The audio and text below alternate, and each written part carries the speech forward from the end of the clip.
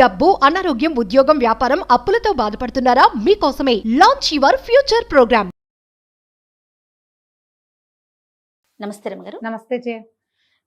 రమగారు, ఈ రోజుల్లో పిల్లలు ఎట్లా ఉన్నారంటే బిఫోర్ మ్యారేజ్ అయ్యో ఏదో ఒకటి కొన్ని విషయాలు చెప్పటం చెప్పకపోవటం అట్లా జరుగుతుంది.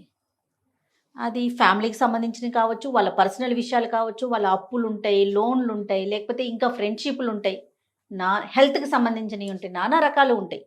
కొన్ని చెప్పేస్తారు, కొన్ని చెప్పరు. అది అరేంజ్డ్ మ్యారేజ్ అయినా లవ్ మ్యారేజ్ అయినా పెద్దవాళ్ళు కొన్ని మూసేస్తారు. ఏముందులే పెళ్ళైతే వాళ్ళే సర్దుకుంటారని. లవ్ మ్యారేజెస్లో ఏముందులే ఇప్పుడు ఎందుకు చెప్పటం, అయిపోతుంది కదా, నెక్స్ట్ ఇంక ఇది రేస్ కాదనుకుంటాం. వన్స్ పెళ్ళైపోయినాక ఈ ఇష్యూ రిపీట్ అవుతుంది లేదా తెలుస్తుంది అనుకుందాం. దాన్ని ఎలా మేనేజ్ చేయాలో అర్థం కాదు. నాకు తెలీదు, మా పేరెంట్స్ చెప్పారని నేను అనుకున్నాను అంటది ఈ అమ్మాయి, లేదా ఆ అబ్బాయి. అసలు మీ వాళ్ళు చెప్పకుండా ఎలా పెళ్లి చేశారు అంటారు. ఈ ఇష్యూస్తో మీరు కూడా చూస్తూ ఉంటారు. ఎంతమంది డివోర్స్ దగ్గరికి వెళ్తున్నారు రమ్మగారు.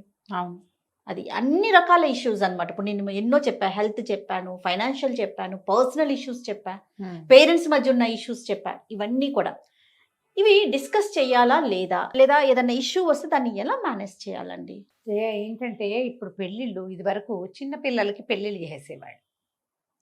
ఇదివరకు అంటే ఎప్పుడో మన ముత్తాతల నాడు అనుకో, మన నాన్నలు తాతలు మన నాన్నల నాడు 16 అని 18 అని 20 అని ఈ పిల్లలు అదుపుల్లో ఉండేవాళ్ళు బాగా. నీకు గుర్తుంది కదా, నీ కాలేజీ నీ స్కూల్ టైంలో ఉన్న అదుపు ఇవాళ మీ అమ్మాయికి ఉందా? ఉండదు కదా రమ్మగారు. లేదు. ఈ అదుపులో ఉండటంతో వీళ్ళు ఏదేసైనా ఏమిటేమిటో చేసేసేందుకు ఆ రోజున అవకాశం ఉండేది కాదు. ఆ కాలం అలాంటిది. మన నాన్నల అమ్మాల కాలం లిమిటెడ్గా కొన్ని చోట్లకే పిల్లలు, ఆడపిల్లలు కానీ మగపిల్లలు కానీ వెళ్తాం. మేమే ఎక్కువ ఇచ్చేస్తున్నాం అని కూడా అనిపిస్తుంది రమ్మగారు నాకైతే. పిల్లలు తీసుకోవటం కాదు, మనం ఇచ్చేయటమే. తల్లిదండ్రులుగా మనమే కూడా కొంత ఇచ్చేస్తున్నాం. ఈ లోకం ఎట్లా పోతుంది అట్లా వెళ్తున్నాం. ఈ తరాలలో వచ్చిన అంతరాలతోటి ఈ డిఫరెన్సెస్ ఇవి ఏర్పడతాయి. ఇప్పుడు ఏమైంది, పిల్లలు మొదటి రోజు నుంచి ఇల్లు ఎక్కడో స్కూల్ ఎక్కడ. ఇది వరకు మన స్కూల్కి వెళ్ళే దారి నడుచుకుంటూ వెళ్ళే వాళ్ళము. రెండోది ఏంటంటే మనం వెళ్ళే దారి అందరికీ సుపరిచితమైన దారి. కరెక్ట్. ఎవరి పిల్లైనా ఎవరి పిల్లవాడైనా ఎక్కడైనా ఏమైనా చేస్తూ ఎవరితోటైనా మాట్లాడుతుంటే ఊరంతా తీసుకుపోయి వాళ్ళ నాన్నకో అమ్మకో చెప్పి కొట్టించి తిట్టించి లైన్లో పెట్టిపిచ్చేవాడు. వేరే ఎవరైనా కూడా మన లైన్లో పెట్టే రోజులు ఉండేవి. ఏమిటమ్మా నువ్వు ఇక్కడ ఎందుకున్నావు అని కేకలేసి. ఇప్పుడు అసలు సొంత అమ్మా నాన్న కూడా పిల్లల్ని అడిగే స్థితి లేదు. కాలం మారింది. మన స్కూళ్ళు ఎక్కడో, మన ఇల్లు ఎక్కడో, మన ప్రపంచం వేరు, స్కూల్లో ప్రపంచం వేరు, మనకు తెలిసింది వేరు, పిల్లలు స్కూళ్ళల్లో కాలేజీల్లో తెలుసుకునేది వేరు. వీళ్ళు ప్రపంచంలోని సర్వవిధమైన విషయాలని తెలిసేసుకుంటున్నారు నానా రకాలుగాను.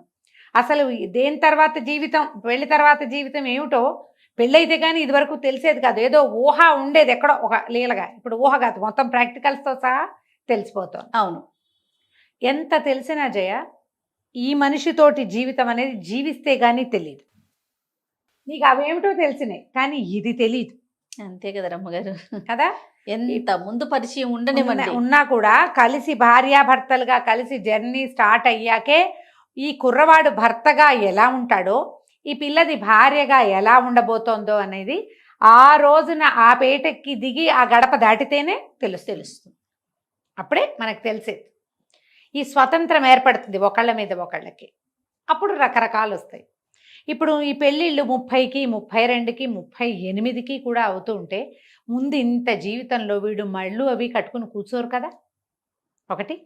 తర్వాత ఎక్కడెక్కడికో వెళ్ళాలి, ఎవరెవరితోటో మాట్లాడాలి, ఏమేమిటో చెయ్యాలి. ఈ కథలన్నీ నడిస్తే కానీ ఈ కథ ఈ కంచికి చేరదు. ఇవన్నీ నడవాలి. ఈ నడిచే క్రమంలో కొన్ని చేదు అనుభవాలు ఉండొచ్చు, కొన్ని చెప్పుకోలేని ఉండొచ్చు, కొన్ని ఇదే మన జీవితం అనిపించి కానీ వెనక్కి వెళ్ళిపోయింది కంచికి చేరని కథలు బోల్డ్ ఉంటాయి.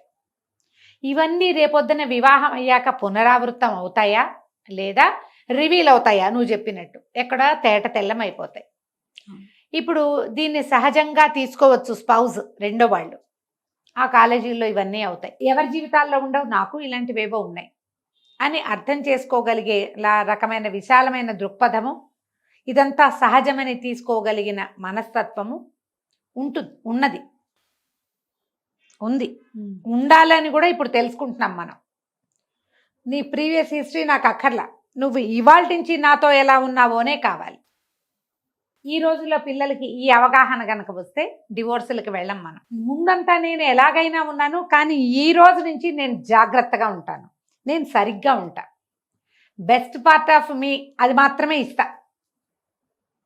నా దగ్గర ఉన్న పరమ దరిద్ర దౌర్భాగ్యాలన్నీ నా వెనకాలే వదిలిపెడతా. ఇవాళ నా జీవితం ఒక టర్నింగ్ పాయింట్, ఒక మలుపు తిరిగింది, ఇది మేలి మలుపు కావాలని నేను భావిస్తూ ముందుకు వెళ్తే చాలా బాగుంటుంది. పాత తప్పులు, పాత పొరపాట్లు, పాత జీవితంలో కలిగిన ఇబ్బందులు ఏదైనా సందర్భం వచ్చినప్పుడు ఒక వాక్యంగా చెప్పేసేయాలి, చెప్పమంటారా? చెప్పాలి.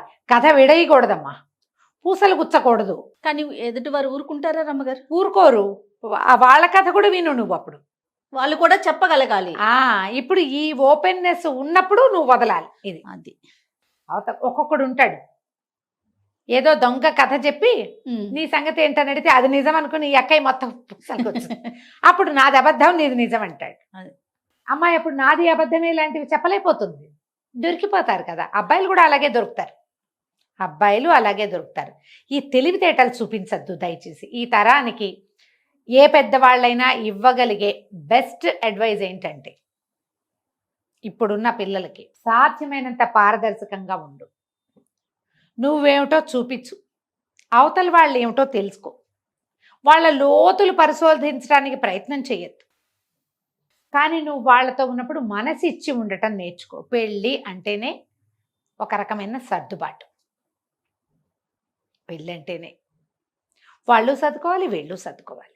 నీకు బోల్డ్ కథలు ఉన్నాయి, నాకున్నట్టే అవతల కూడా ఉండి తీరాలని అనకూడదు. నువ్వు ఉన్నాయి, ఉండే ఉంటాయి, నేను ఇవన్నీ చేశా కాబట్టి ఇది కూడా చేసే ఉంటుంది అలా అనుకోకూడదు. ఒక్కొక్కళ్ళకి ఉండకపోవచ్చు.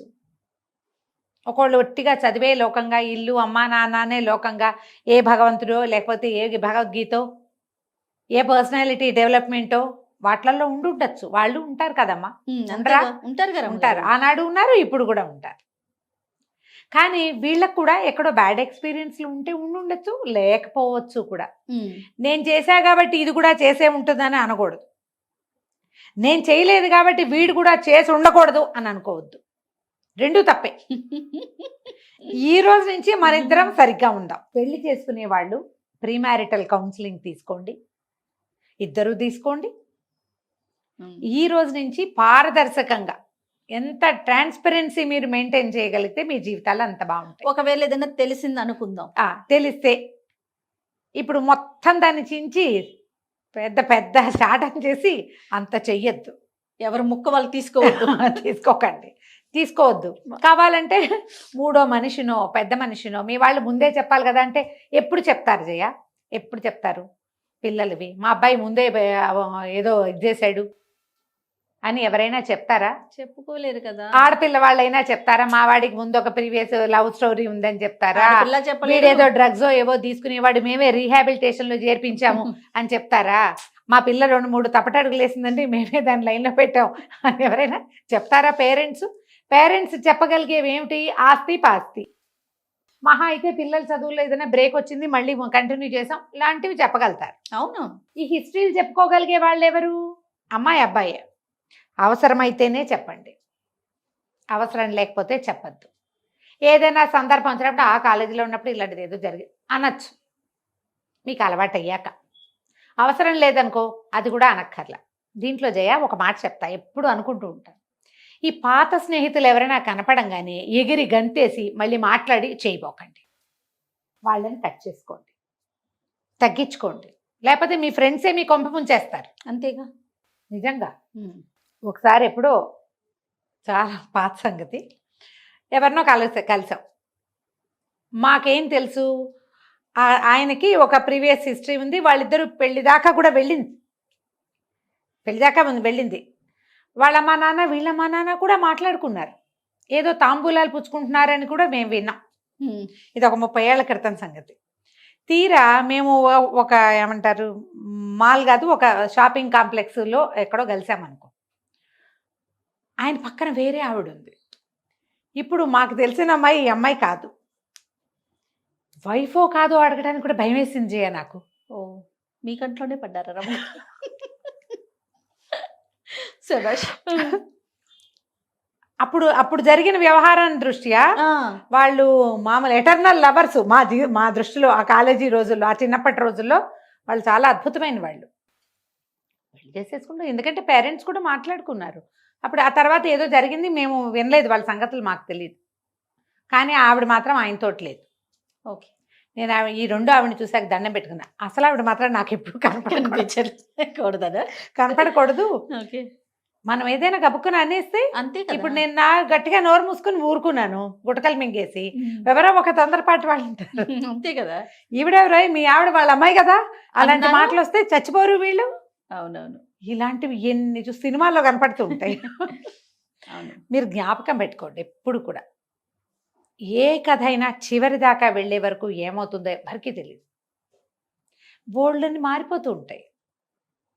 నాకు తర్వాత తెలిసింది, వాళ్ళు పెళ్లి చేసుకున్నారు, మొదట మాకు తెలిసింది వాళ్ళు. కానీ ఒక 5-6 ఏళ్లకి విడిపోయారు, ఆయన మళ్ళీ పెళ్లి చేసుకున్నారు. అదేనండి. ఇలా జరగచ్చు. కానీ కథలు కూడా ఎక్కువ పెట్టుకోకూడదు కదా రమ్మగారు. పెట్టుకోకూడదు. అవునా కదా, చెప్పండి. ఇప్పుడు ఓ కథ ఓ జీవితానికి పర్వాలా అవుతాయి, అట్లా జరుగుతాయి. కథలు ఉండకూడదు. అది మల్టిపుల్ స్టోరీస్ ఉండకూడదు. 3 నెలల తర్వాత ఇంకొకళ్ళు, 4 నెలల తర్వాత ఇంకొకళ్ళు, 6 నెలలకి ఇంకొకళ్ళు, మళ్ళీ వాళ్ళు వీళ్ళు క్లాష్ అవటాలు, ఇలాంటి పిచ్చి వేషాలు వేయకుండా ఉండండి. సీరియస్గా చదువు మీద ఫోకస్ చేయండి. స్నేహాలు ఆ మాత్రం ఆమూలు ఉంటాయి, కానీ వీళ్ళ నుంచి అమ్మహా వరకు వెళ్ళిపోకండి. అది వేరే కథ అయితే. ఇదేనా రమ్మగారు మీరు చెప్పేది? అసలు మరి ఇంకేం చెప్పాలి జయ. ఒకచోట చదువుకుంటున్నప్పుడు ఆ మాత్రం స్నేహాలు, మాటలు, కబుర్లు చెప్పుకోవటము, ఏ మెసేజ్ చేసుకోవటమో లేకుండా ఈ కాలం కుదురుతుందా జయ? చెయ్యొద్దు, మీరు మడిగట్టుకోండి అని ఎవరికైనా చెప్పగలం. ఎప్పుడు కుదురుతుంది, కానీ పిల్లలు కుదరట్లేదు, అది సమస్య. కాబట్టి సాధ్యమైనంత ఇప్పుడు ఒక బంధంలోకి అడుగు పెట్టాక అయినా కూడా అది అయ్యాక, ఇప్పుడు ఈ బంధంలోకి అడుగు పెట్టాక మీ పాత స్నేహాలు పునరుద్ధరించుకుని మీరు అవన్నీ లైన్లోకి తెచ్చి వాళ్ళని వీళ్ళకి పరిచయం చేసి మళ్ళీ ఏదో కొత్త తలకాయ నొప్పి తెచ్చుకుని చేయకండి. అంతే, చేయకుండా ఉంటే సరిపోతుంది. అప్పుడు ఆలోచించండి. తప్పకుండా. రైట్. నమస్తే రమ్మగారు. నమస్తే జయ.